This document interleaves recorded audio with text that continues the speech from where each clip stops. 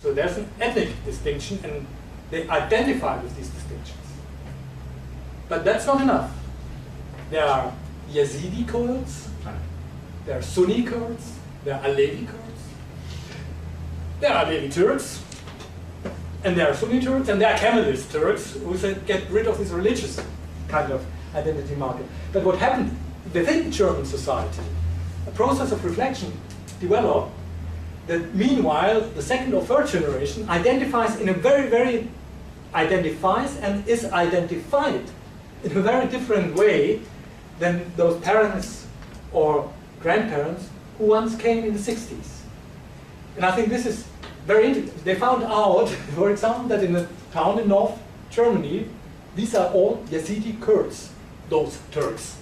Because certainly also localities have organized where people move to and helped to find housing and so, and have clustered together. So previously nobody knew what is Yazidi and a Kurd and nothing. So I think it's not just the individual in search of something, but in search because of a specific context. And in this context, also these identity markers became more important, and they probably have been a couple of decades ago.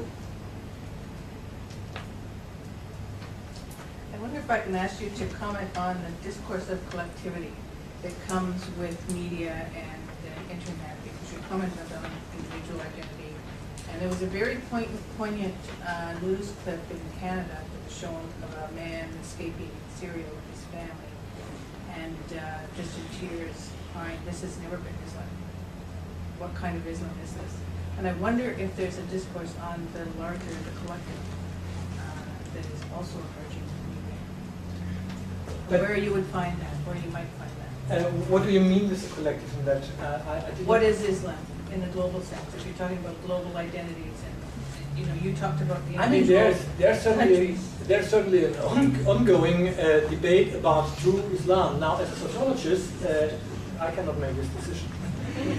I can observe how Muslims try to define, and I certainly would say that the Islamic world has a problem. In particular, as you cannot avoid that the cruel pictures we see from Syria and Iraq are dominant in the way Muslims are pictured. And you have certainly then to deal with a situation, as I had to do, as a German growing up in the 1970s, I had to deal with the history of my parents, and without having personally any kind of relationship to it, but with being German, was automatically brought in the history of Nazism and the Holocaust. And so you can, as a Muslim, you can not just detach yourself from what Muslim militants do. And therefore, there is a strong debate about what is true, who has the right to represent Islam, and what is true Islam. But it's not me.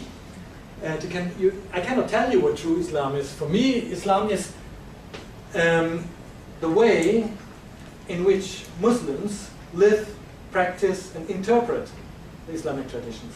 And there's a variety of them, certainly. I wouldn't ask you to define what is true, but just where is that discourse taking place amongst the many communities? Everywhere. It's taking place in the internet, it's taking place in TV shows, it's taking place amongst ulama, the learned ones. It's also taking place in so-called interfaith dialogues. It's taking place. One of the most interesting things in the study about Jordan was to see how the state elite in Jordan has two kinds of Islam, in my opinion. It had one kind of Islam for domestic purposes, and one kind of Islam for international purposes. Internationally, the monarchy emphasized continuously that religion is a private matter. That religion is something you as a private individual live. And that it's full of moral substance and they need it, but it's not something which the state has to define about, or to. Now, if you look at Jordan as a society, this is, to a certain extent, an Islamic state. And for decades, it was basically the Muslim Brotherhood in alliance with the kingdom, which was providing the collective image of Islam for domestic use. Only, or in particular with the peace treaty with Israel and with political issues, it became, this alliance became more and more problematic. But in this sense, there are two Islams in Jordan, and they have existed over decades. So within one country. And when you go to Indonesia or to our parts, the first time I came to Indonesia as somebody who has studied Islam, Sunni Islam, fiqh, that's Islamic law, discourse, at a German university, writing his exam about 12th century, 11th or 12th century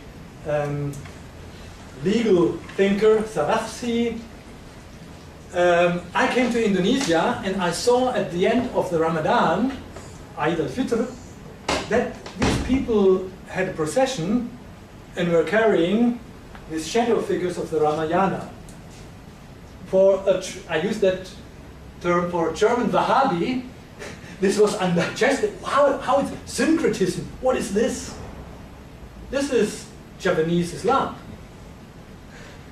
And it's a combination of Islamic traditions with other cultural traditions in the region. And in particular, it was Yogyakarta, this part of Java. So there are very many Islams out there, and that makes it very difficult. But that there's a sort of struggle about, you can say, the right of representation. That's clear in such a situation. I have a comment and a question. The comment is, like you, I've been fortunate in trying to travel across the world in trying to see different types of Islam, starting from Africa to Asia to everywhere. And I take issue with people who cannot call a state an Islamic state. I don't know what that even means, in what context, right? I also find it unfortunate that at this point in time, the concept of Islamist or Islamic state is associated with a set of factors in the Middle East. This is not representative of the whole Islam. Absolutely. Across the world. So that's the comment.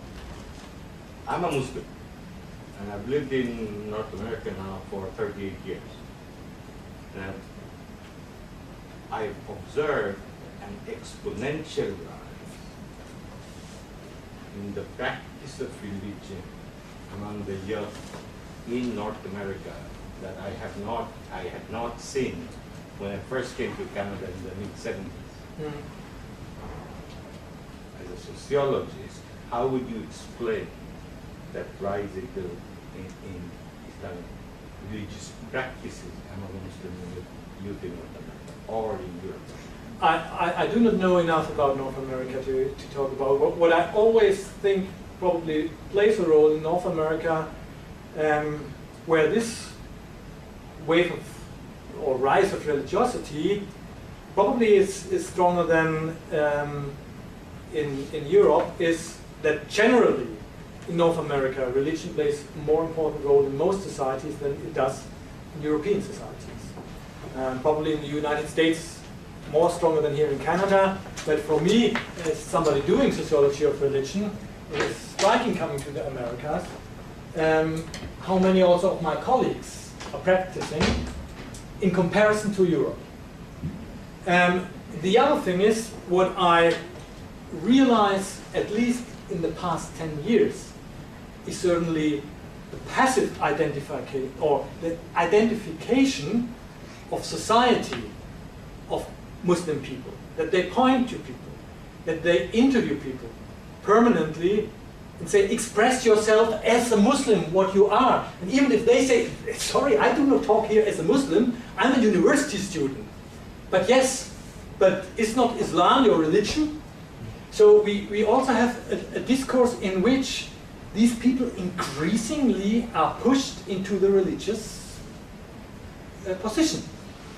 And I think this is enormously strong in the country where I live, in Denmark, where also, and there it's the different kind to the Americas. In Denmark, it's not that society is religious. On the contrary, it's not that you have all this kind, that people are practicing, and that it's sort of the way you conduct yourself in society is very often also a religious way. No, it's that there is actually, you do not see religion, it's not visible in society normally, it's more underneath, undercurrent, because it's a state church. And before Muslims came to the country, 99.5% of all Danes were Lutheran. 0.5 were Catholic, but they did not mention it, almost. So national identity, state identity, and being Lutheran, whether practicing or not, does not mind. That was one thing. Now you have 4.8% Muslims. And they are constantly asked how they combine Islam with being Danish citizens. Also people who say, I could care less, this is not my problem. I do not see this, but from the majority society, they are permanently under this kind of explicative demand. I will never forget at TV a couple of years ago, a taxi driver with that Pakistani background was running for the municipality elections for the Conservative Party. And all of a sudden, the journalist asked him what he thinks about the idea of the implementation of Sharia law. Now, this could be something in Denmark. And this guy said, what? Sharia law? What do you mean with Sharia? And he said, I know Sharia, but what? So could you imagine that any Christian candidate would have been asked in any similar way about canonic law or anything? No, never ever. So there I think also the majority of society probably plays a strong role in making people more religious than they probably would be.